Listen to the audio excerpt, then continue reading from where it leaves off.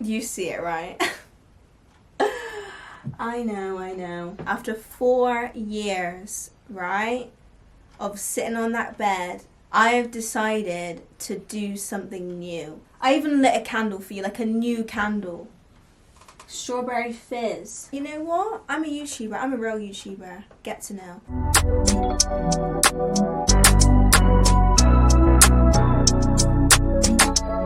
Hi guys, welcome back to my channel, or welcome to my channel if you are new.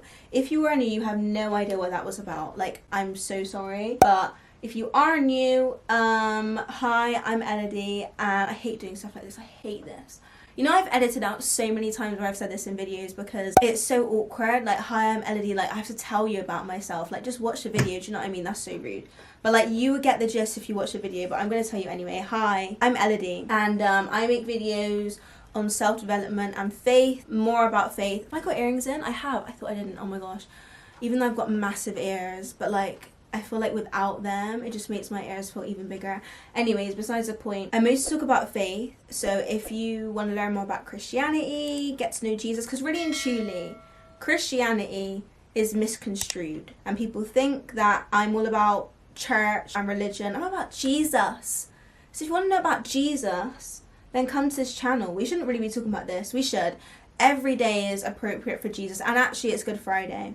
So happy Easter. So really and truly, I got to shove the gospel down your throat a little bit. But in today's video, I wanted to talk about what is true confidence, because I've done videos about confidence. I know a million other YouTubers have done videos about confidence, how to boss up, how to have a good mindset, all this and this. And like, I'm not rolling my eyes in a way because it's not helpful, because it definitely is.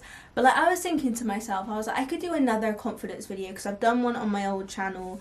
You can go here. But I thought to myself, I could be teaching you how to be confident, but do you even know what it means to be confident? Like, what is confidence? Like, are we going to get down to the core basics, right? Because I think social media, you guys know me and social media do not get along, even though I literally run a business on social media. But the point is that social media will have this idea that confidence, first of all, it's about what other people think of you. Like, oh my gosh, she's so confident. Like, you want people to think of you as being this confident, bubbly, outgoing person.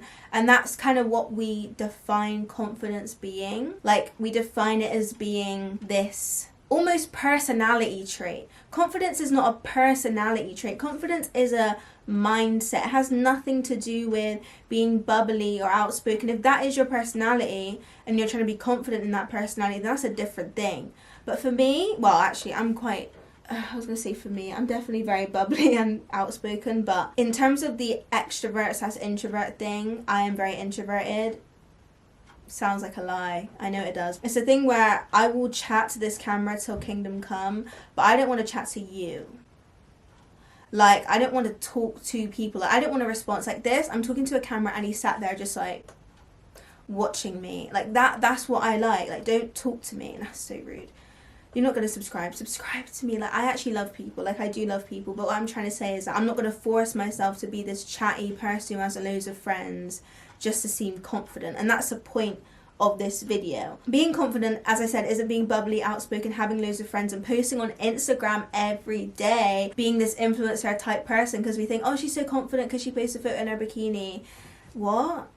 Like, that could be a part of it, but you don't need to be that just to be confident. Confidence is defined as feeling or showing confident in oneself or one's abilities or qualities. So confidence isn't about trying to be someone you're not, or like just trying to fulfill a personality trait.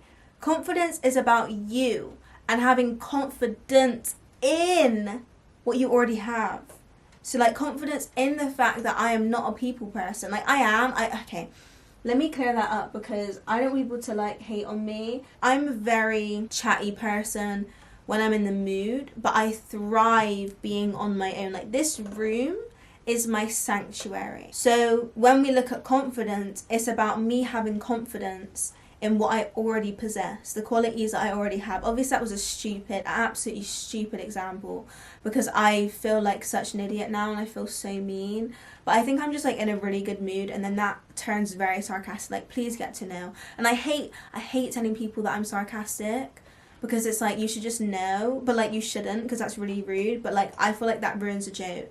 There's a difference between basically trying to be a people pleaser or just being confident in yourself. Self-confidence versus validation-based confidence. And I think when we look at these videos, I'm being very stereotypical right now, because there is obviously the actual videos that genuinely want to help you, but then you have those like typical teenage YouTube videos that are like, how to get a boy to like you, how to have more friends, how to be more confident without really being confident, like fake it till you make it culture.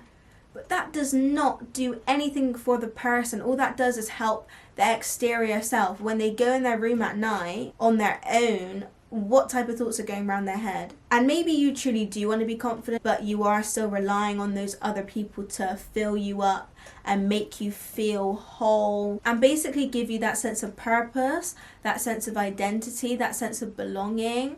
And you know that without those people, you don't feel whole. But it's important to know that seeking validation will never heal you. Only you can heal you. Seeking validation can never give you confidence. Only you can give you confidence. Looking externally for something that is internal doesn't make any sense. Like, it's not logical. And I talk about this all the time. Like, if you watch my videos, you know that I'm always talking about stop looking in the world for this sense of purpose, this sense of identity, this wholeness, this satisfaction, this fulfillment. And it's the exact same with confidence. If you're looking at your boyfriend, if you're looking at your friend, if you're looking at the group that you belong in to give you that identity and to give you that confidence, you're relying on temporary things. She'll be there forever. Your soul, your inner being is going to be something that you're going to have to care for forever. Those people could go. Breakups happen. Friendship breakups happen. People leave. And very, very unlikely people die. But we have to think about that. You know, like if you're relying on something that can be gone tomorrow, it may not happen, but it could be gone tomorrow. Are you stable in that? No. And it's important to focus on yourself. It's a thing of, I'm not saying be on your own, never chat to anyone, never feel fulfillment or happiness from anyone. But there is a difference between joy and happiness. Happiness is conditional. It's a feeling. Something that can be here 1 minute and gone the next. But joy is unconditional. Joy is a state of mind. Joy is something that you feel regardless. So I could have a really bad day, but I'm still joyful. My state is still a joyful thing because it's not reliant on conditional things. It's reliant on something unconditional, and that is myself and my state of mind. If you're searching for confidence or like a sense of worth, there is clearly something lacking. Obviously, there is lacking of external confidence. So you may be like, when I'm around people, I'm so shy, I'm so timid, I'm like afraid to be myself. That's the external stuff, the stuff that I can pick out and you can pick out within a split second and it's easy. But that doesn't really necessarily heal you. Your lack of confidence is a lack of confidence in something. Is it in your ability? Is it in your value? Is it in your worth? Is it in your ability? Is it in your looks? We have to identify what that is that you have a lack of confidence in. You may be thinking about a lot of things right now, but now we have to understand why. Because again, it doesn't stop there. Oh, I have a lack of confidence in my ability or in my worth. Why? Why do you have that? We don't just stop there and say, oh, okay, you have a lack of confidence in your worth. Okay, done. No, dig deeper. Peel back the layers. An onion. Think of an onion. You got to keep going, right? And this why could be rejection. It could be abuse, whether it's physical or emotional, because any type of abuse can make you feel like you're not enough. Or is it comparison issues? Like you're looking at someone else and you're wishing that you had the life like them, that you dress like them, that you look like them. And these are all things that we have to look at before we go to the whole trying to be confident thing. Because if you go into it not knowing why you even feel that way in the first place, it can become very fickle. And you can fall back again to relying on other people to fill you up. If you don't understand the why, if you don't understand the what, or the who hurt you, you're always going to be falling back into the things that can never fulfill you, because true healing comes when you have the full picture. And I'm not saying you pick apart your whole past right now and overanalyze, because that doesn't actually help. I think little things coming every now and then and dealing with them is the best way, but it's not good to suppress it either and ignore it and then just think, oh, how to be confident, how to look good in front of my friends is just gonna fix everything. And I'm not saying all of this just to like point the finger at you or like be a little professional therapist who knows everything they're talking about. That is right, I am not a professional therapist, but I can give you coaching. And today's sponsor, and I'm joking, it's definitely my own business, but the InfluenceHER is a business structured around self-development and faith, helping you grow in these areas. And I just started one-to-one coaching, so if you need that structure and that support to help you grow in these areas and just someone to talk to, I'm your girl. And if you want to find out more, go to the.influenceher, and if you contact me, you will get a free 30-minute session. So yeah, anyways, back to the video. I'm probably boring you now. I'm talking from experience. I have struggled with my worth for years and how I see myself, how I value myself. I relied on the temporary things, like boys was the one thing that seemed to fix me. Everything was, oh my gosh, so-and-so likes me, oh my gosh, I'm chatting to so-and-so. If I didn't have anyone to talk to, I would literally go through Instagram and try and find someone who I found attractive and I would DM them. And there's no shade to people that do that. But if you're doing it literally because you're lonely and you're bored, we need to think about that. And that's what I was doing for like a big chunk of my early teen years. Well, when does it consider to be late teenage years? I feel like 16 is when the early stops. Like 17, you're like kind of aging. Anyways, whatever. In that stage of like 14 to 16, actually 17, 14 to 17, 18.